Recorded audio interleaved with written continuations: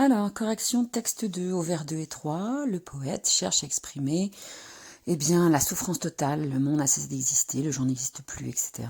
Et l'horreur en maison de l'effroi. Donc, cherche à exprimer une grande souffrance. À quoi le poète se compare-t-il ? Dans le poème, il se compare à un cheval convoyé. Et dans la lettre, il se compare à un train qui va partir.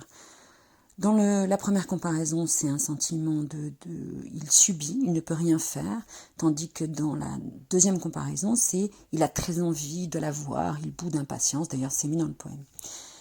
Question 5. Les sentiments exprimés ne sont pas les mêmes dans la lettre. Dans le poème, c'est plutôt de la souffrance, tandis que dans le poème, on commence à sentir l'impatience, mais aussi la colère. Cette attente est insupportable, il a du mal, je suis furieux. Donc, on n'a pas le même genre de sentiment. Dans la question 7, les verbes à l'impératif, on se rend compte que dans le poème, il y a peu de verbes à l'impératif, il n'y en a pas d'ailleurs, s'il lance ta lettre. Et c'est surtout des questions.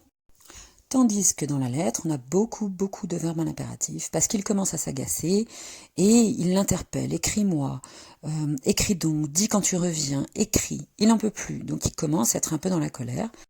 On a donc une grande différence entre la tonalité de la lettre et du poème. Le poème est plus tendre, la lettre plus énervée. Allez, à bientôt!